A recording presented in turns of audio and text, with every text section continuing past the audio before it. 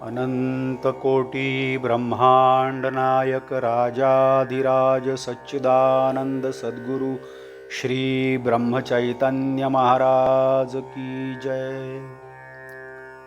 श्रीराम समर्थ। 26 मे। भगवंताचे स्मरण ही सद्बुद्धी। परमेश्वर सर्व ठिकाणी भरलेला आहे, सर्व विश्व व्यापून आहे। मग त्याच्या अस्तित्वाची जाणीव प्रत्येकाला का होत नाही?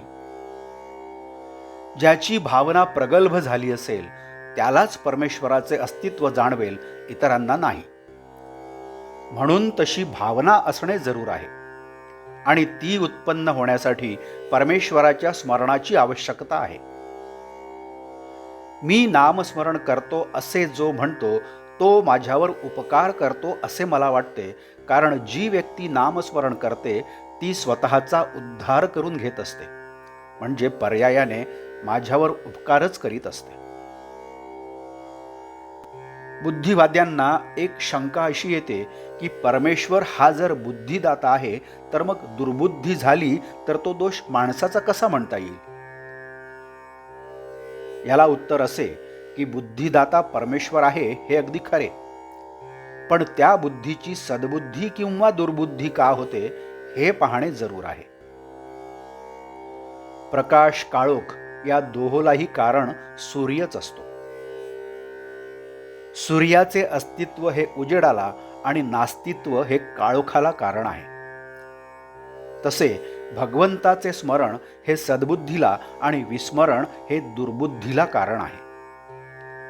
म्हणून बुद्धिदाता परमेश्वर हे जरी खरे असले तरी सद्बुद्धी वा दुर्बुद्धी ठेवणे हे मनुष्याच्या हातात आहे।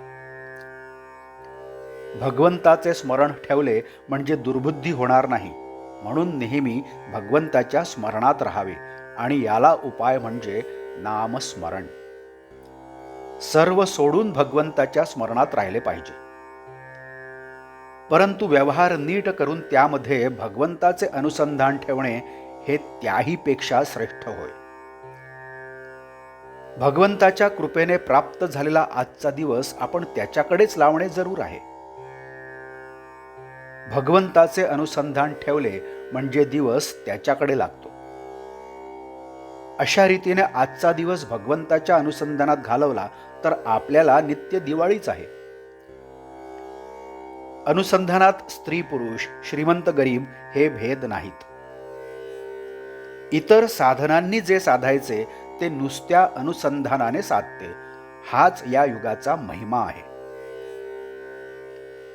इतर विषय मनात न येता एकाच विषयावर मन एकाग्र होणे याला अनुसंधान असे म्हणतात। भगवंताचे अनुसंधान हेच खरे पुण्य होय आणि हीच आयुष्यात मिळवण्याची एकमेव गोष्ट होय। एक भगवंताचे अनुसंधान ठेवा म्हणजे इतर सर्व गुण आपोआप मागे चालत येतील।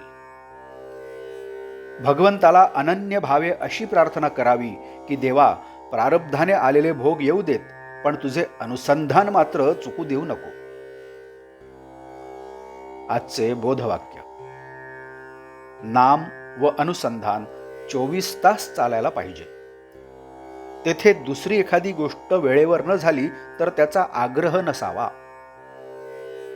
जानकी जीवन स्मरण जय जय राम। नमस्कार।